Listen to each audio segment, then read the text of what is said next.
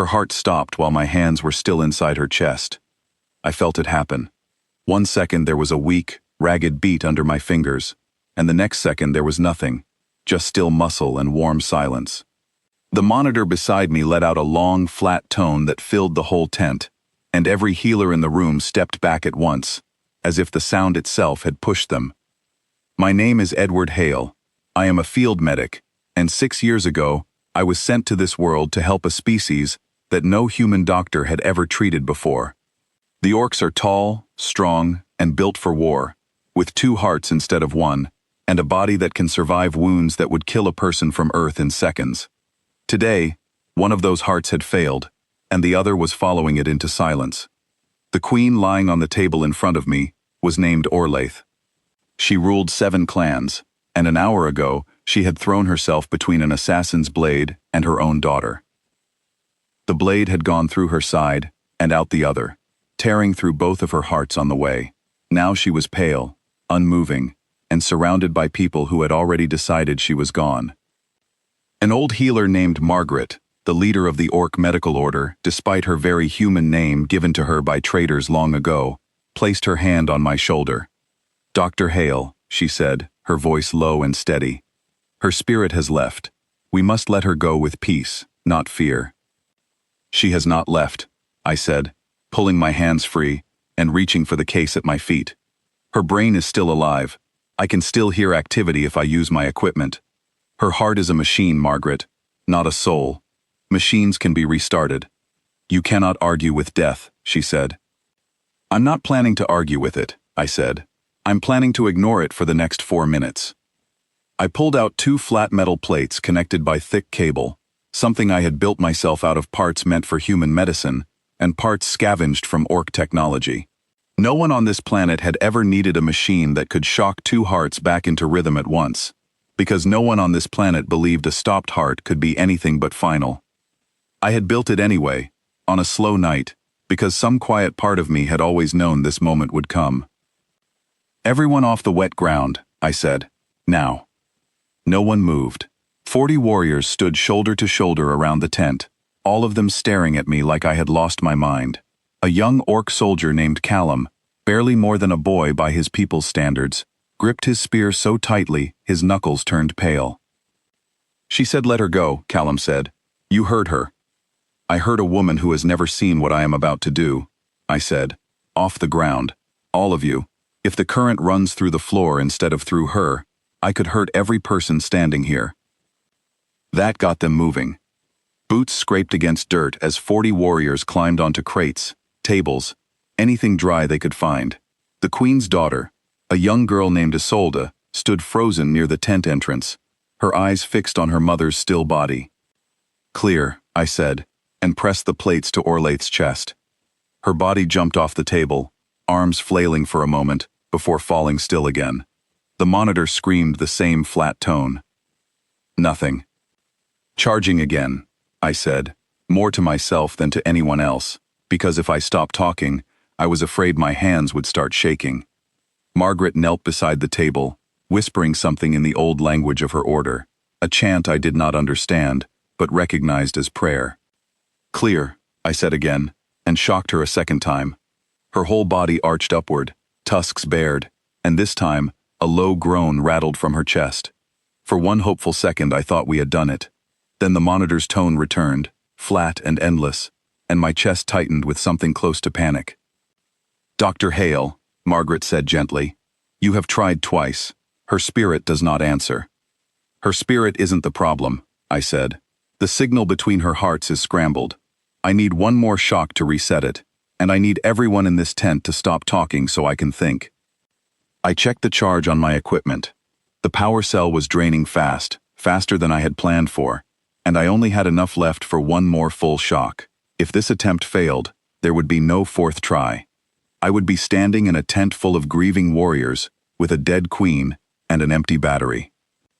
I looked at Isolde, still frozen by the entrance, too young to understand everything happening, but old enough to understand what losing a mother meant. "Come here," I said to her. "Hold her hand. Talk to her. Sometimes the body needs a reason to come back, not just a shock." Isolde crossed the tent slowly, her hands trembling as she took her mother's massive fingers in her own. She leaned close and whispered something in her people's language, words too quiet for me to catch, but I did not need to understand them to know what they meant. "Clear," I said, and delivered the final shock. Orlaith's body convulsed once, hard, and for a long moment, nothing happened at all. The tent was silent, except for the low hum of my equipment and the sound of 40 people holding their breath together. Then the monitor changed its tone. One beat. Then a pause that felt like it lasted a year. Then a second beat, weak but real, followed by a third that came faster than the first two. "There," I whispered, watching the line climb into something that finally looked alive. "There you are." The tent exploded into noise, warriors shouting words I did not know but understood perfectly. Margaret dropped to her knees fully now, both hands pressed against her chest in a gesture of her order that I had never seen before and did not need translated. Isolde was crying, still holding her mother's hand, laughing and crying at the same time. It took 11 long minutes before Orlaith's eyes opened. When they did, her first question was not about herself. She asked if her daughter was safe. Only after Callum answered her did she turn her head to look at the human standing over her, with 2 scorched metal plates still in his hands. "They told me I had crossed to the far shore," she said, her voice rough and slow. "You never left," I said. "Your hearts just stopped talking to each other for a few minutes." I reminded them how. She studied me for a long moment, the way orcs often did, like she was trying to read something written under my skin. "4 minutes," she repeated. "My people have called that the far shore for longer than anyone can remember." "Then it's time someone told your people the tide comes back in," I said. Margaret, still kneeling, looked up at me with an expression I had never seen on her face before, something between shock and hope. "Teach us," she said. "Whatever this was, whatever you just did, teach us how to do it." I looked down at the plates in my hands, still warm from the current that had passed through them, and thought about every doctor who had ever had to prove that a stopped heart was not a final verdict, just a problem waiting for the right tool and the right hands. "Yes," I said. "I think it's time I did." 3 days later, Orlaith was strong enough to stand on her own, though the healers still watched her closely. Margaret had already begun asking questions, dozens of them, about how the human body handled electricity, why 2 hearts needed different timing than one, and whether such a machine could be built smaller, easier to carry into battle. I spent those 3 days teaching a room full of healers things my own people had learned over hundreds of years, condensed into lessons they absorbed faster than I expected. They were not slow, they had simply never been given the tools before, and once they had them, their minds moved quickly to fill in everything else. On the 4th day, Orlaith called me to her chamber. She was sitting upright, stronger now, with Isolde seated beside her, reading from a worn book. "You did something my people believed was impossible," Orlaith said. "For 11,000 years, we accepted the far shore as the end.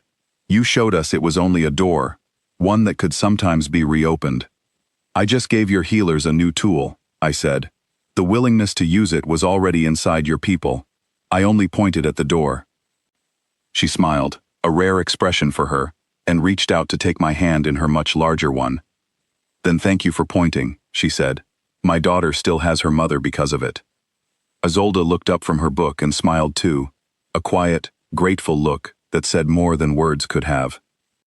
I left the chamber that evening and walked out under a sky full of unfamiliar stars, thinking about how strange it was that something as simple as electricity and timing could change what an entire civilization believed about life and death.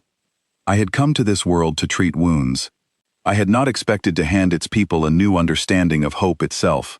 But that is what happened, and I would do it again without hesitation, because a stopped heart is never truly the end.